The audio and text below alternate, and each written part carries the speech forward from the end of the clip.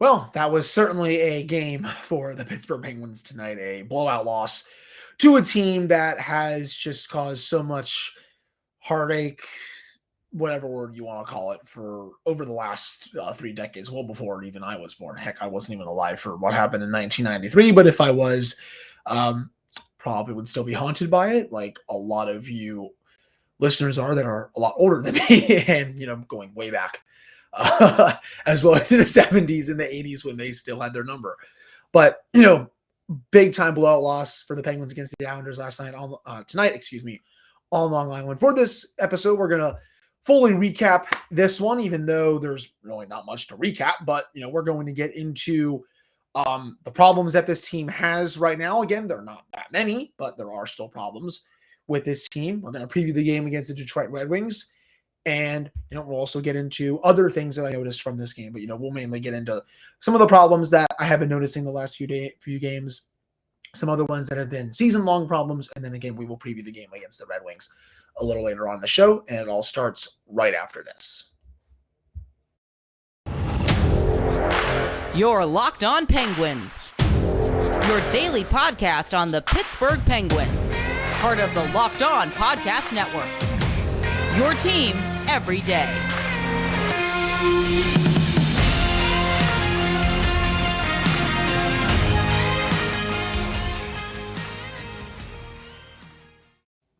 Hello and welcome back to another episode of the Locked On Penguins podcast. I'm your host, Hunter Hodes. Remember to follow me on Twitter at Hunter Hodes. Follow the show's Twitter at Penguins. And of course, thank you all so much for making this your first listen of the day. No episode on Monday. Was going to record one, but realized that it's kind of still a national. The day after Christmas was still considered a holiday for the country, and I figured I've been doing a lot of good content for you all. Just wanted to take the day off and just focus on what's coming. And this is a big week for the Penguins, and it started off on a really bad note. Funny enough, just because this game is so bad, I'm actually recording this episode with 10 minutes left in the third period. No, I'm not going to reverse jinx it here. They are down 5-1. They are probably going to lose 5-1, if not worse. I'll keep obviously checking to see who scored, and we'll break those goals down. But this has been a complete dud for your Penguins. I got bad vibes right from the opening faceoff. Well, yeah, opening a few seconds, I would say. Then, sure enough, the Islanders score a little over a minute into the game because the Penguins have been allergic to starting games on time at times over the last week. Anders Lee, who has killed the Penguins in the past, he got the goal scoring started. Penguins were able to tie it somehow later on in the first period. P.O. Joseph got the goal. Originally, I thought it was going to Brock McGinn, but it looked like it was just a weird bounce past Sorokin.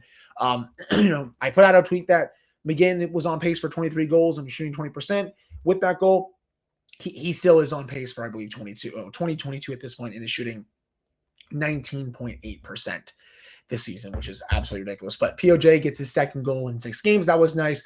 Everything after that, though, was a total and utter disgrace. I'm not allowed to say bad words on this show just because I don't want to get in trouble.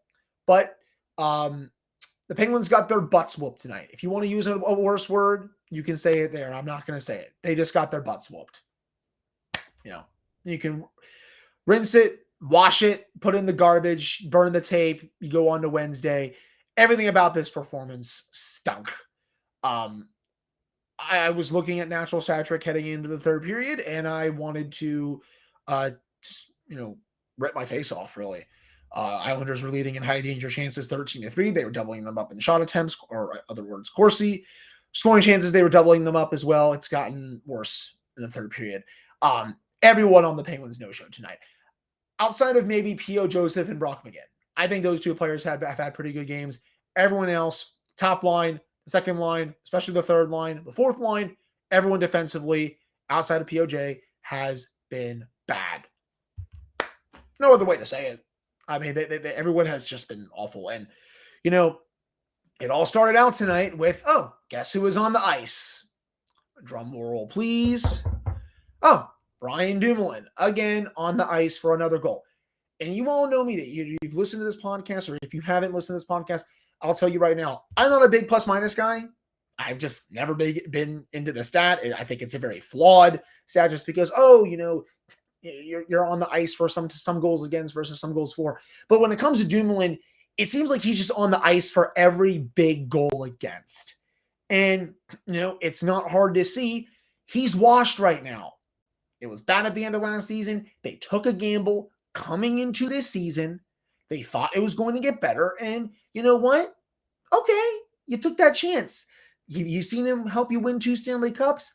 That's fine. I would have traded him during the offseason. That's just me personally. They decided not to. They said, okay, we're going to give this another go. He has a year left on his contract, but it's gone bad. It doesn't matter if he's played with Chris Letang. It doesn't matter if he's played with Jan Rutta. It doesn't matter if he's played, with Jeff Petrie or anyone like that. He has stunk. He looks to be in no man's land every single time he is on the ice. I'm not going to sit here and say it's Jack Johnson level bad because I think, some people have some, reverence history when it comes to that. And trust me, there's no bigger critic than me when it came to the Jack Johnson deal. He was awful. But I don't think Dumoulin has approached that territory yet, but it is getting close. Penguins are lucky that his contract is up after the season, but in terms of right now, with how good the team has been playing, don't forget, Jens, the team was 8-1 coming into this game. 2 losses to Carolina. They had 17 out of 20 points in the last 10 games. They're fine. Again, this is a game you burn the tape. You don't watch it again. You just say, hey, not our night. You have a game tomorrow against the Red Wings. I'll get to that a little bit later. You move on. You're still in a playoff spot. Yes, I understand the Eastern Conference is a bit tougher this season, but every team gets blown out a few times each season.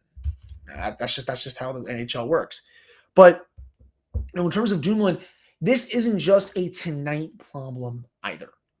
And again, I know the whole team stunk.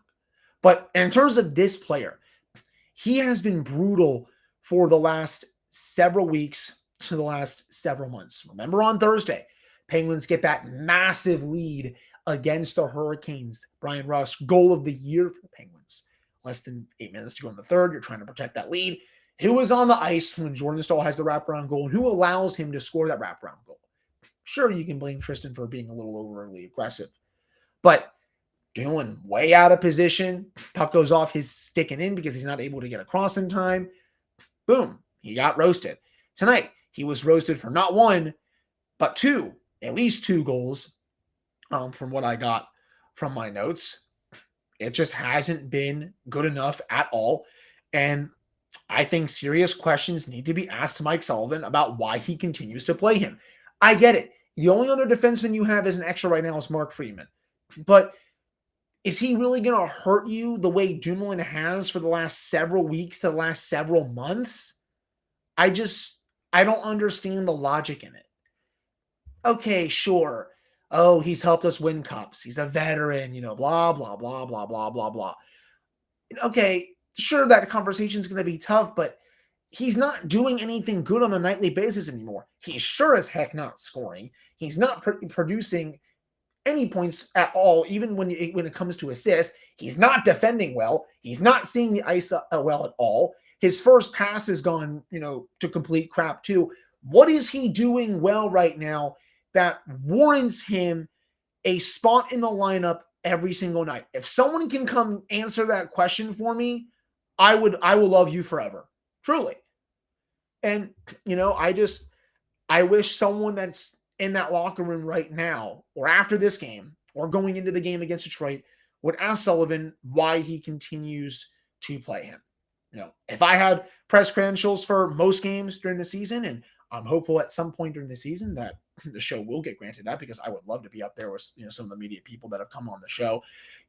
I would hopefully at some point get to ask that question, but I don't. That's not the reality we live in right now. So I would love if someone that's covering the games in person would love to ask that. Just because I don't know what Mike is seeing, and he knows a hell of a lot more about hockey than I do, and a hell of a lot more about hockey than I ever will. It's no secret, but I'm confused as to why he continues to play him top 4 minutes, even with Petrie out, and in just high leverage situations. He is not the same anymore. And the same honestly goes for Jeff Carter. He was a corpse on numerous goals tonight as well, just being stuck in no man's land. It's like, okay, maybe you can try moving him to wing. I've seen a couple takes about that saying you could get some value out of him there.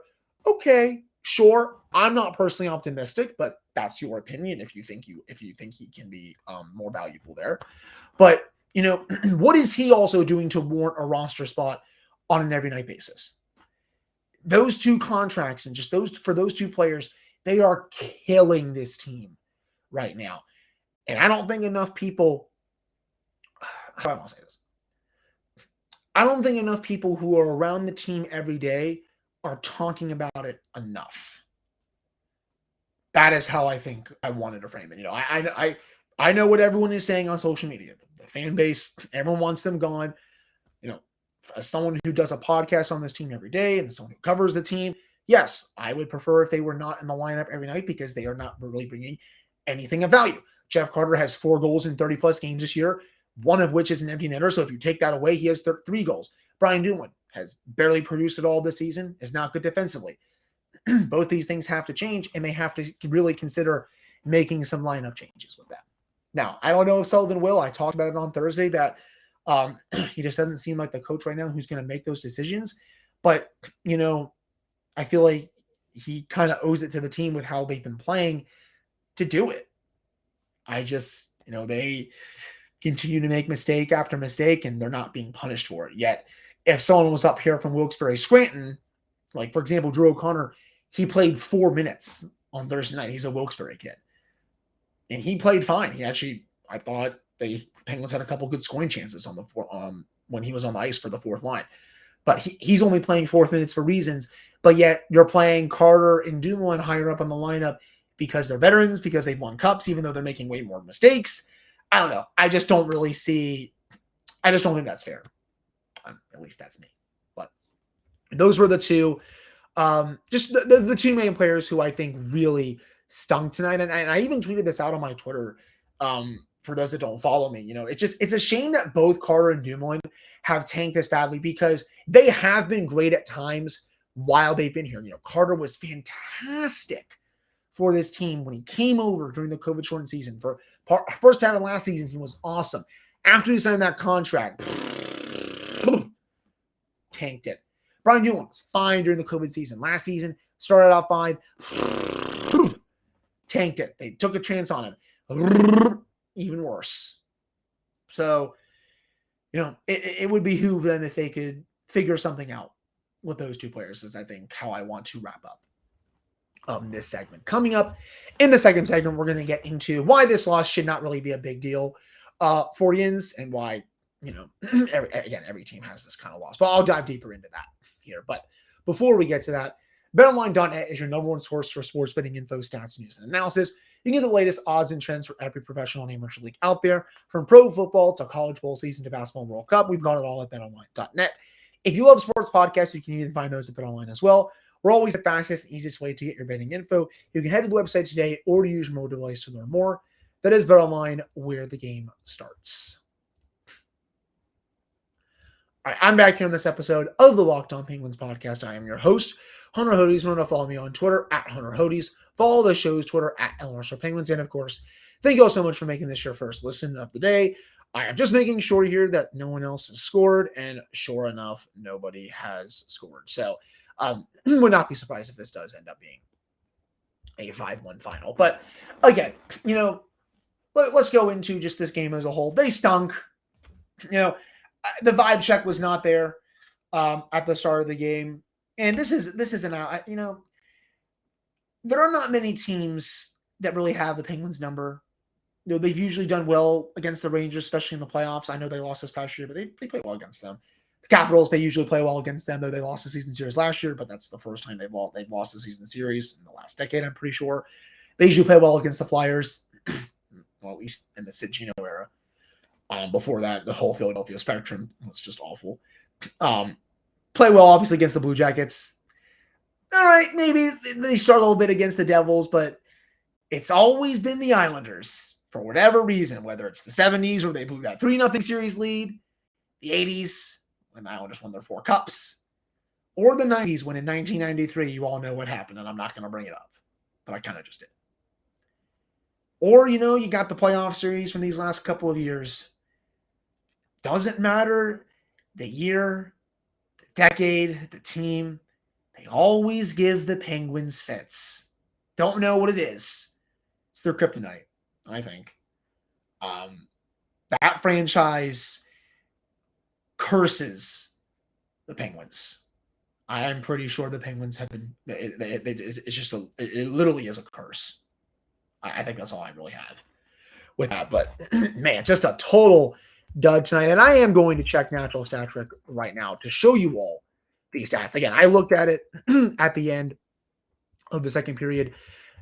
Not much has changed. Right now, with a few minutes remaining in the game, Islanders have 62% of the shot attempts at 5v5. They have 68% of the scoring chances, 72% of the high danger chances, and 66% of the expected goals. High danger wise, 16 for the Islanders, 6 for the Penguins. 34 scoring chances for the Islanders, 16 for the Penguins. 66 shot attempts for the Islanders, 40 for the Penguins. If you go to all situations, 74 shot attempts for the Islanders, 44 for the Penguins. 39 scoring chances, 18 for the Penguins, 19 high danger chances for the Islanders, 6 for the Penguins, and the Islanders also had 66.3% of the expected goals. Butt kicking. You want to use another word? Go ahead. I'm not going to say it. But they got what they deserved in this matchup. It was a minor miracle. I should rephrase that. It was a major miracle that this game was tied up heading into the second period. They started to find their legs a little bit more at the end of the first, but then they got their teeth kicked in the second period. They never were able to recover in the third period, at least so far. Well, there's 4 minutes left. So basically the entire third period. And, this is the kind of result that you see. 5-1. Easily, I think, their worst performance of the season. If anyone can find me a worse performance than this one, please go ahead and tell me. This team had a 7-game losing streak a couple months ago. I do not think they had a performance as bad as this one, because they led in most of those games. They just kept choking them away because their penalty kill and their goaltending stung. And I'm not really even going to blame Tristan Jarry that much on this one, because I thought his defense was really bad tonight. Namely Brian Dumoulin, but I think Chris Letang looked a little rough. Marcus Pettersson had a rare off game. You don't really see that from him. Jan Ruta fan on a couple easy shot attempts from the point. Wasn't that good defensively. Everyone in front of them stunk. And it's a shame, because Tristan had that 14-game point streak heading into this game, was one away from tying the all-time record that was that is still held by Tom Barrasso. But if Tristan had won this game or gotten a point, he would have tied the all-time record for the most consecutive games, at least with a point, for a Penguins goaltender. So really unfortunate way to lose this. But again, this is a classic game where, you crumble up a piece of paper, throw it. Goodbye.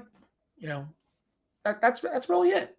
I'm not really going to freak out too much about this one. They'll see that team 3 more times later on the season. I'm more concerned about the game on Wednesday and how the Penguins look in that one, because the Red Wings will come into that game with about a week off between games, because they have their Christmas break. The Penguins don't have that, back-to-back fatigue excuse, because they didn't really show up tonight. So I do expect a much better performance in that game on Wednesday. And we're going to preview that directly just in a couple minutes. But yeah, I understand there's a few problems I touched on in the first segment. I get it.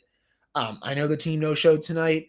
I understand that they are in a very big playoff race right now, but I really don't think there are that many problems with this team. I was texting with a buddy of mine tonight, and yes, the game did just go final 5-1. So I'm glad that I was able to start recording with about 10 minutes left. But my buddy was texting me saying, I will judge this team fully once they make some additions / subtractions, towards the trade deadline. And I think that's fair to say.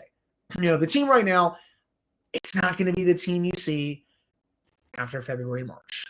I think Ron Hextall, or he should, tinker with this team, whether it's moving Brian Dumoulin out if you can find a taker, whether it's somehow moving Jeff Carter out if you can find a taker, but I don't expect those things to happen. But if you can get upgrades over them at the trade deadline, that would certainly improve things. But, this is not the roster you are going to see past the trade deadline.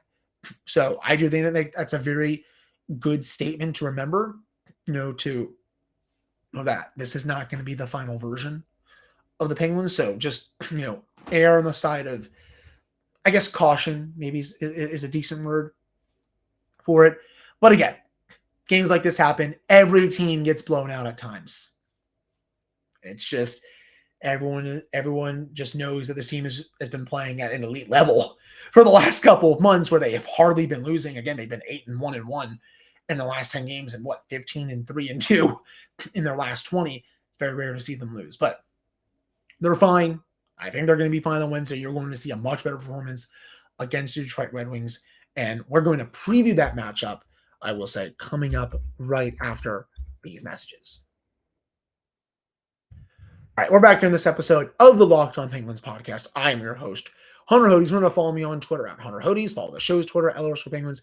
And of course, thank you all so much for making this your first listen of the day. So, Penguins Red Wings coming to you all on Wednesday. I will have a full game recap for that one for my Wednesday episode. So, you can listen to the recap for this one during your day on Wednesday if you want to catch up. And then, obviously, if you want to listen to the preview now, you can do that as well. If that makes sense. I think it does. Anyways, getting right into it.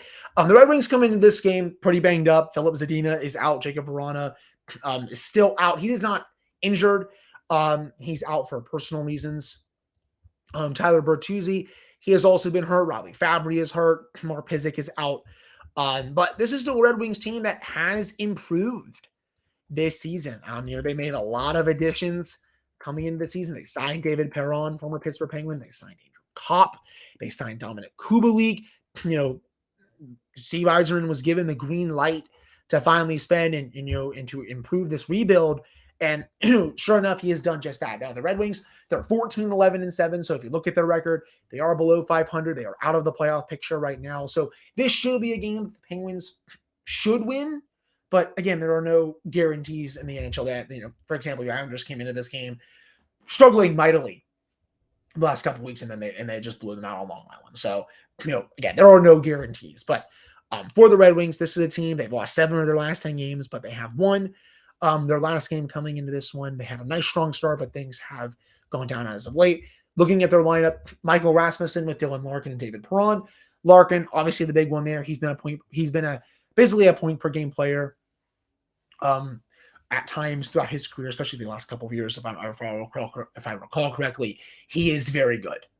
I think he's their best player, bar none. Adam Ernie with Andrew Kopp and Lucas Raymond. Raymond had a really good season last year, but is in a sophomore slump right now where he is just not scoring like he was last year. Dominic Kubalik with Pius Suter and Oscar Sundqvist, former Penguin, on the third line. Soderblom, Joe Veleno on the fourth line with Jonathan Berggren, another one of their young players. Defensively, I do not understand why they're putting Mo Seider with Ben Sherratt. That pairing has had awful numbers this season. In terms of Corsi, they are well below 50%. Scoring chances in high danger are right there as well. It just kind of screams like, Yins, remember when several years ago they tried putting Rob Skinner with Chris Tang to be like his security blanket? That is what the Red Wings are doing right now with Sherratt and Mo Seider. Because Seider, one of the best young defensemen in the league, bar none. He is incredible.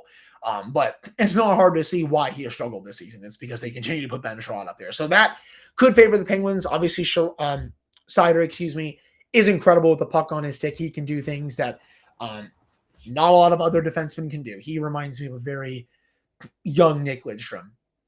At times, kind of reminds me of like a mix of Lidstrom and Rafalski, and Brian Rafalski. He is just on another level.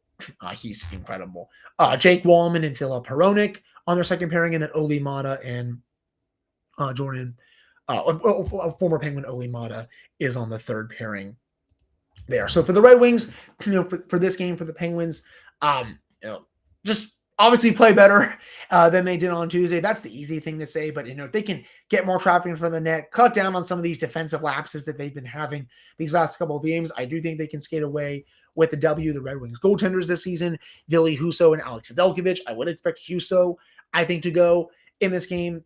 He's been pretty solid for the Red Wings as their 1A goaltender. Special teams obviously matter a lot. The Penguins come into that game ranked tied for first in penalty kill percentage. I know the power play streak did come to an end in this game. It was 10 straight games heading into that game against the Islanders that they could score a power play goal. That has ended. The Penguins will try to start a new one on Wednesday against Red Wings. So that will matter a lot. Cutting down the defensive lapses. I would expect Casey DeSmith to start in that game unless they feel like Tristan can go back-to-back. But with how Mike Sullivan has done back-to-backs throughout his time here, I would expect DeSmith to get the start in this one. But the Penguins really don't have the excuse of, oh, it's a back-to-back. They didn't really show up on Tuesday.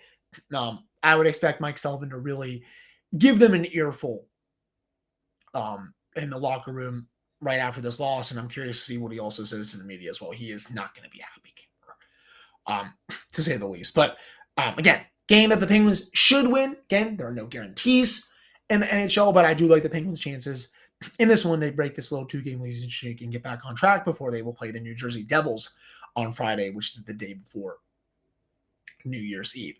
So I think that will do it for this one for the Locked On Penguins podcast. Thank you all so much for listening to this one. The Penguins, in the season series against the Red Wings last year, they absolutely blew them out in 2 of the games. One was in Detroit, one was in Pittsburgh. I believe they won 2 of the 3 against them. So they've had some good success against the Red Wings coming into this game. We'll see if that can continue. But again, thank you all so much for listening. I know a lot of this episode was kind of a Debbie Downer one because the Penguins played like absolute crap on Tuesday night, but those kind of games happen and we'll have to see how they respond. I would expect a big response, especially with the game being at home. Would expect a good crowd at PPG. But again, thank you all so much for listening. Hope you enjoyed listening to it. I'll be back with another episode for you all on Wednesday where we will fully recap that game against the Red Wings. Talk to you all then.